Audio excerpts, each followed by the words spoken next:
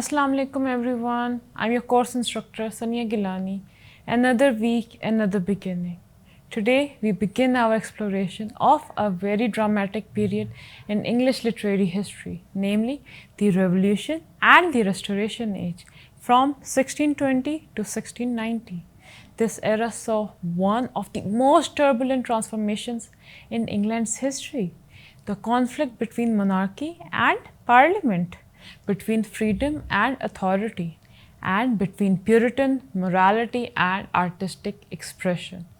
In the first lecture, we will focus on the Puritan Revolution, roughly from the 1620 to 1660, which culminates in the English Civil War and the temporary fall of the monarchy. Now, let's see the historical context of this particular period known as the Puritan Revolution. Let's set a stage. In 1620, the Renaissance confidence of Elizabeth's age has dimmed. The Stuart monarchs, James I and Charles I, believed in divine rights of kings, while the parliament and common people began demanding spiritual and civil liberty. This conflict between authority and conscience erupted in the English Civil War that lasted from 1642 to 1651. The results?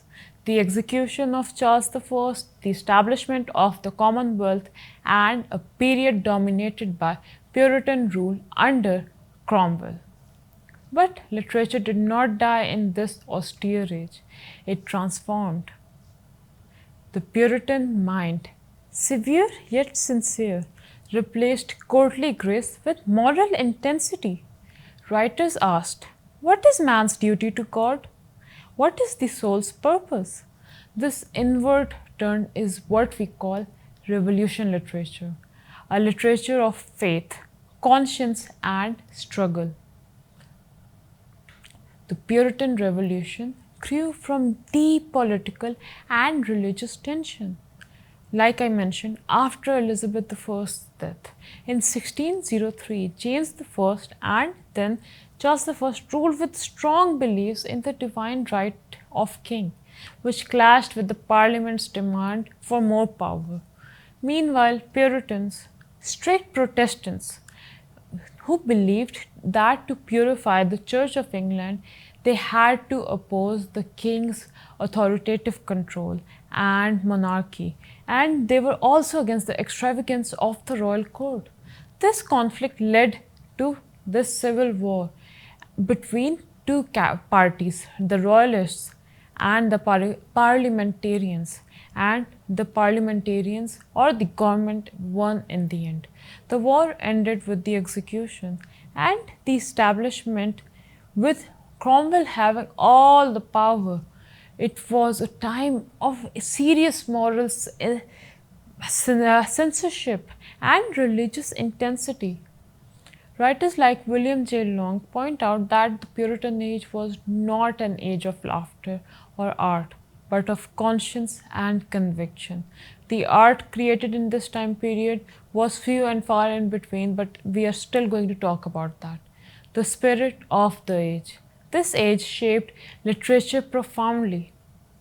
While the Elizabethan spirit had celebrated beauty and freedom, the Puritan spirit turned inward towards spiritual reflection, moral discipline, and individual conscience. Literature became religious, didactic, and plain. Theatres were closed, poets were silenced, and writers sought expression through sermons. Religious tracts and autobiographical prose became common. Yet, this restraint also gave birth to a new literary strength, moral depth, and introspection. The literature produced in this time period relies heavily on religious morality. If the Puritan age destroyed the art of literature, it deepened its soul, the soul of the citizens. Talking about literature, what are the major literary forms of the time period? During the Revolution, the main form of literature were religious prose, political pamphlets, and devotional poetry. While First, we will talk about prose and pamphlets. This was the golden age of religious and political prose. Writers like John Milton, Thomas Browne, George Bunyan, and Jeremy Taylor flourished. They used poetry to express faith, philosophy, and moral struggle. Milton's prose defended freedom of speech and conscience, arguing that truth should not fear open discussion. Sir Thomas Browne defended and blended scientific curiosity with spiritual reflection. Now, next is poetry. Poetry turned inward from public themes to personal and devotional subjects. Two main groups appeared: the metaphysical poets, including John Donne, George Herbert, and Henry Van Gogh. These talked about complex ideas. The second category is the cavalier poets. They were loyal to the king, such as Robert Herrick, Anne Lovelace, and Carrier. They wrote graceful love poetry, which was about the loyalty of one's country. So, even in war and repression, English poetry showed remarkable diversity, half mystical and half worldly. Let's talk about the biggest name, John Milton, in this time period. He is known as the last of the Elizabethan and first of the moderns. He embodies both the grandeur of Renaissance art and the moral seriousness of Puritanism. His life mirrors the political shift of his age. He was educated in Cambridge and wrote poetry that celebrated beauty and learning. He became an active writer of Puritan cause during the Civil War. After the Restoration, he was blind and disillusioned. He wrote his greatest work, Paradise Lost. This work transformed Puritan vision into epic art. It deals with disobedience, freedom, and divine justice, reflecting both Milton's religious opinions and human struggles. He also talked about the sense of artistry in his works. What is the legacy of Puritan Revolution? In 1660, when the monarchy was restored under Charles II's rule, England had changed forever. The Puritan age had given literature new themes: conscience, liberty, and the dignity of the literary soul. It prepared the way for modern English prose that is still read today. Literature became not just about laughter, but about its light. It was a period through stern, illuminated foundation of English thought.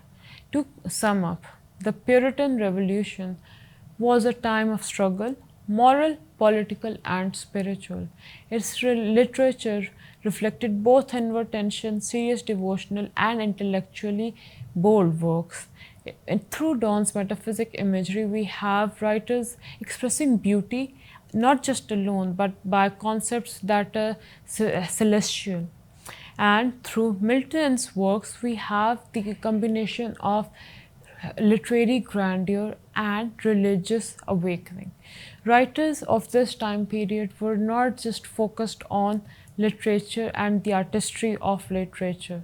Instead, they were focused more on the morality and the revolution that was going to resolve the conflict between the different people. It was more about people having a religious conscience and also being worried about their ethical dilemmas. Puritan age was a very stern rule. This stern rule did not last long. In the next lecture, we are going to talk about how this revolutionary period was overthrown to give way again to literature that was a lot more freeing, because Puritan literature did not allow much for freedom. So in the next lecture, we are going to talk about Reformation literature. Till then, Allah Hafiz and see you soon.